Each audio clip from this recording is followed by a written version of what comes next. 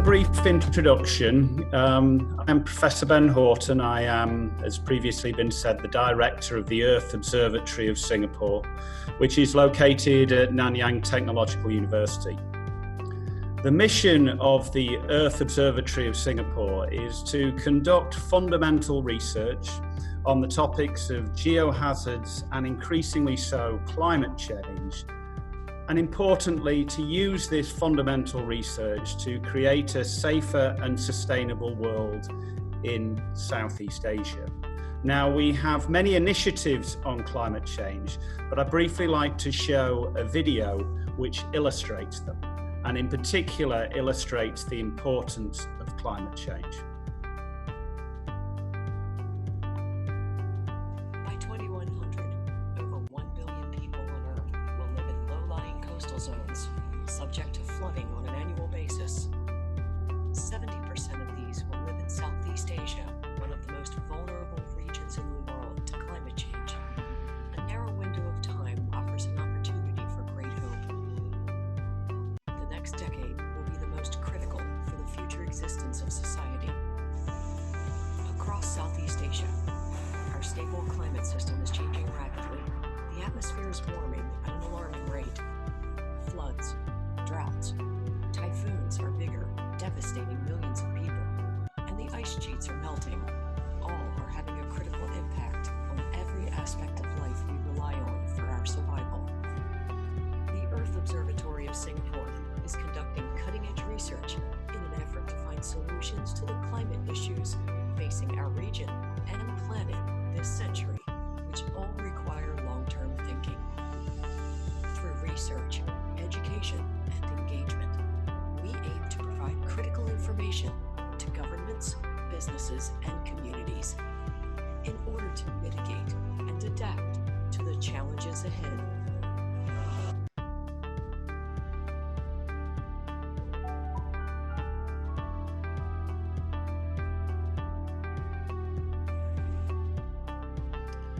As I said, the Earth Observatory of Singapore has many initiatives regarding climate change. One of those is the Southeast Asia Sea Level Programme. Sea level rise is a complex issue.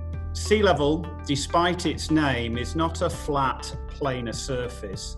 There are areas on our Earth that have far greater than the global average sea level.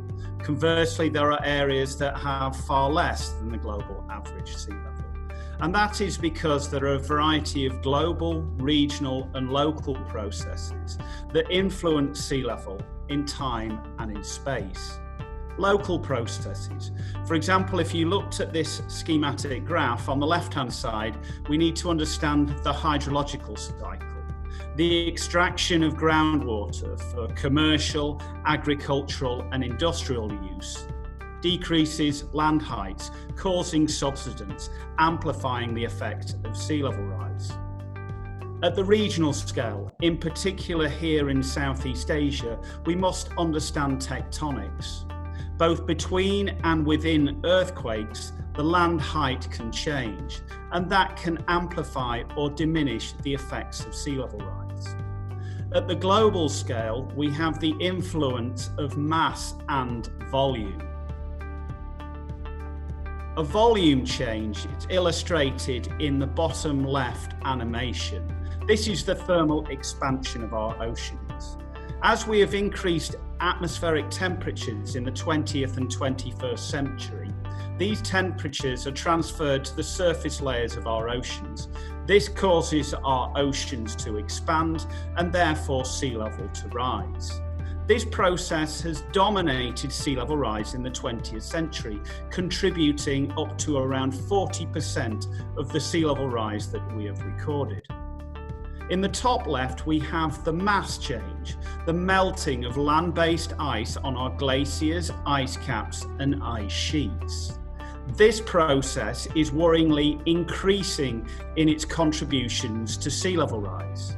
In the 21st century, our contributions from Greenland and Antarctica alone contribute around 40% of our global mean sea level. This is worrying because these ice sheets have huge reservoirs of fresh water. Greenland. If all of Greenland was to melt, it would raise global sea levels by some 7 meters. But it is Antarctica that the scientific community is increasingly worried about. This is a colossal ice sheet. It has a surface area analogous to the United States. It is approximately 4 kilometers thick in the central part of the ice sheet. And if all of this ice sheet was to melt, it would contribute over 60 meters to global mean sea level. Therefore, you only need to melt a small percentage of this ice sheet to cause devastating effects in Southeast Asia and globally. In the bottom right, we have one of the local processes that significantly influences sea level, and that is land substance from the removal of groundwater, something that is particularly important in Manila, something I'll show later on in this presentation. We also have 2 other processes that influence sea level on a regional scale and are slightly more complex. On the left-hand side, we have a process known as glacial isostatic adjustment. The present-day ice sheets of Greenland and Antarctica and their extinct counterparts that existed some 20,000 years ago at the last glaciation produced a significantly spatially variable sea level response. These ice sheets are colossal in mass, and they lay on the Earth's surface. The Earth's surface is not a brittle, hard subject. It is a deformable plastic. So areas underneath the ice sheet subside with the weight. When this ice sheet is removed, the land uplifts. At the margins of the ice sheets, these are elevated when the ice sheet is at its maximum extent, and then they subside as the ice sheets melt. On the right-hand side, we have a process known as sea level fingerprinting. And again, this is associated with the mass of an ice sheet. These ice sheets are colossal in mass, and therefore they exert on the ocean significant gravitational attraction. When the ice sheets are at the maximum, the water is attracted to it. When the ice sheets decrease in mass, the gravitational attraction decreases and the water retreats away. So we need to know where we are on the Earth in relationship to these ice sheets with respect to the land height changes and the sea level fingerprinting of the ocean surface. So let's take a trip back through time. On the left-hand side, we have an animation of our extinct ice sheets. You have a polar projection. The center part of this animation is on the North Pole. You see the continents of North America and Eurasia. The animation shows the contraction of the ice sheets at 2,000-year intervals from 20,000 years ago, the last glacial maximum, to the present day.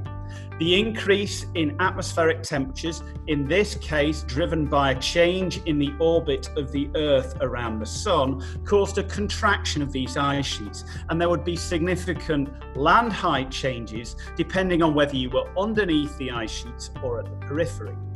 But the melting of these ice sheets contributed a colossal 120 meters of sea level rise in the last 20,000 years. And that had pronounced effects in Southeast Asia, which you can see on the animation of a series of geographies at 2,000-year time steps for the last 20,000 years. 20,000 years ago, sea levels were 120 meters below present, and you could simply walk from the islands of the Philippines through to Borneo. If you were located in Singapore, you could walk to the coastlines of Malaysia and Sumatra. But the melting of the ice in the northern hemisphere caused the flooding of these landscapes. The other thing I'd like you to note is that the flooding isn't linear. The melting of these ice sheets isn't linear. There are tipping points. 14 or so thousand years ago, the ice sheets in the northern hemisphere, in particular the Laurentide that was over North America, collapsed, causing colossal sea level rises of some 30 to 40 millimeters per year, breaking the land bridges in Southeast Asia. So depending on where you are with respect to these ice sheets causes a very different sea level pattern through time, which I'm trying to show in the series of these graphics. On the x-axis is time before present in 1,000 years. On the y-axis is relative sea level. Scotland. Scotland was underneath the Fenno-Scandinavian ice sheet in northwestern Europe. A coastline that formed some 1,600 years ago. Despite the increase in ocean volume, the land has outpaced it. The land has uplifted so greatly that coastlines formed 16,000 years ago are now found at elevations some 40 metres above present in Scotland. New York City. New York City is at the margins of the Laurentide ice sheet. Therefore, it was uplifted at the last glacial maximum and has been sinking while the oceans have been rising. And therefore, coastlines, 10,000 years ago that were found at present, are now found 30 metres below present. What about Manila? Well, Manila is not influenced significantly by these land level changes from these extinct ice sheets. It shows the contribution of mass and volume changes. Between 12,000 and 8,000, sea levels rose rapidly in and around Manila.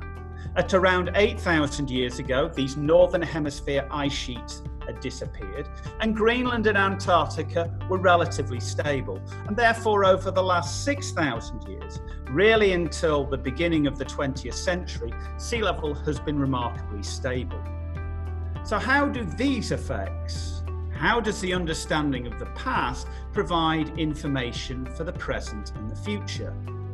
Well, the effect of these extinct ice sheets continues for thousands of years because the Earth responds very slowly to the weights on the Earth's crust. So Stockholm in Sweden, here we're looking at an instrumental record of sea level rise. So these instrumental records are from tide gauges. Tide gauges are set up for mariners. They record the high and low water every single day, the average of which is the average sea level of that day. You can add them up and you get the average sea level of the year, and then you can create a time series. In Stockholm in Sweden, despite the global warming and the melting and the increase in volume of our ocean basins, the land uplift has outpaced that. Stockholm in Sweden has recorded around a 50 centimetre sea level fall at rates averaging around 4 millimetres per year. Stockholm in Sweden does not have a sea level rise problem. It has the problem of creating more coastal land area. New York City, at the margins of the Laurentide ice sheet. It has been subsiding. So it has an increase in sea level of around 50 centimetres since the 1880s at about 4 millimetres per year, twice the global average. What about Manila? Well, in the early part of the 20th century, Manila tracked the global average at around 1.5 to 2 millimetres per year. But beginning in the 1960s and the 1970s, we've shown a pronounced acceleration, which is due in the area around the tide gauge to land substance associated with groundwater withdrawal. So what about the future? So first of all, let's look at Stockholm and New York City. We're going to look at projections of sea level moving out to 2050 under two emission scenarios. In the blue is a low emission scenario. It's academically or scientifically known as RCP 2.6, but we can think about this as the Paris Agreement, keeping our global mean temperatures throughout the 21st century below 2 degrees C above our industrial baseline. In the red is the business as usual or the projection scenario that we were on prior to the COVID pandemic. So in Sweden, in the graphics, we're showing the 50th percentile or the median. In Sweden, under the high or low emission scenario, we are going to get either a moderate rise or a falling sea level because the land height is continuing to dominate sea level rise. Conversely, in New York City, where we have the land subsidence, we will have sea level rise amplifying the global effects. What about looking out to 2100? Well, now we start to see the clear differences between a low and a high emission future. This is because under the high emission future, we pass that 2 degrees C threshold. We therefore are melting catastrophically the ice sheets of Greenland and Antarctica, and we get a very clear differentiation in sea level between the high and the low emission futures. In Stockholm and Sweden, under the low emission future, sea level rise will continue not to be a problem. They will continue to have sea level fall because the land height is dominating. But under the high emission future, for the first time in 20,000 years, the coastlines around Stockholm change from falling to rising sea level. In New York City, we get a significant difference between the low and the high emission future.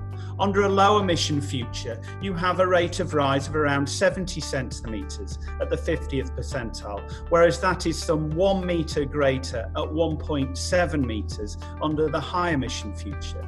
The differences between these are really significant.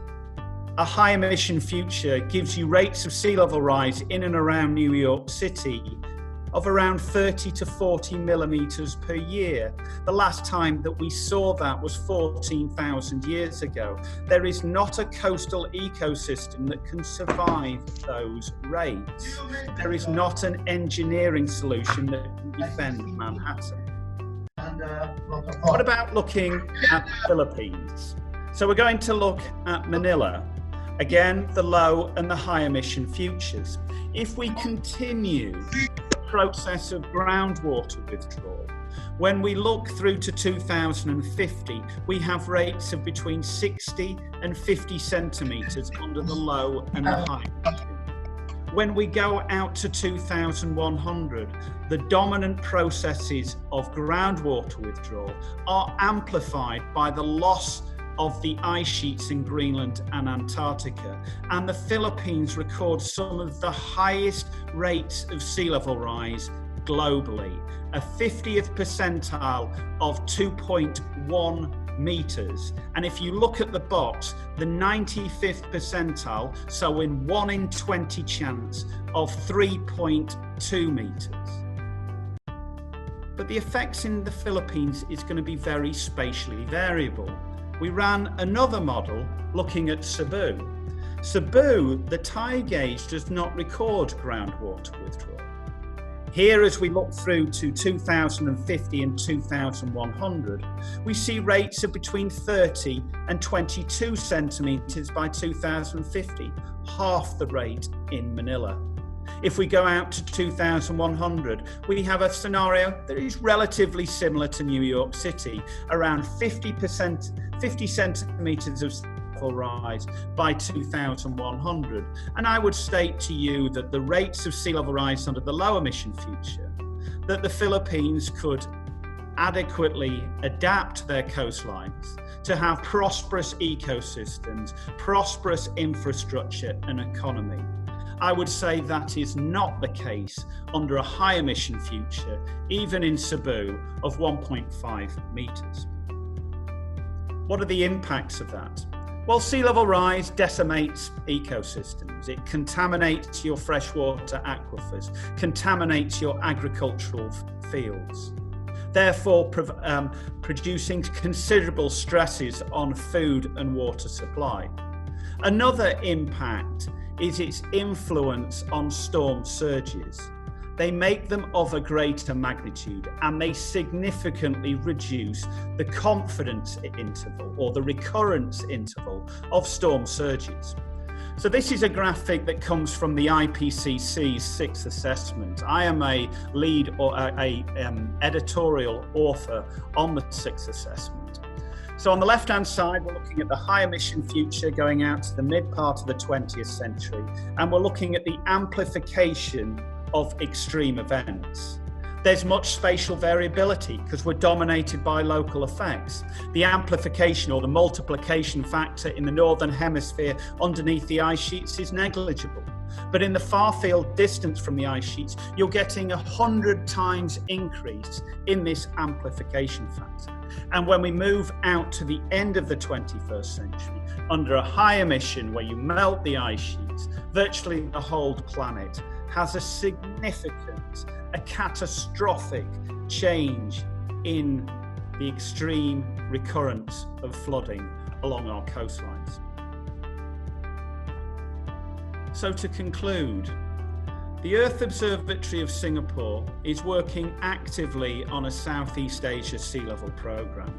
This is a holistic programme. We aim to understand what is happening in the solid earth to do with groundwater withdrawal, to do with tectonics. We want to understand an array of local, global and regional processes in sea level. These will combine together with future projections of daily sea level and extreme events. It's a holistic programme where we look at the impacts of coastal adaptation measures. The Earth Observatory of Singapore wants to work with our partners in Southeast Asia to provide projections of sea level at a local scale, at decadal timescales, to make the countries of Southeast Asia a safer and more sustainable place. Thank you very much.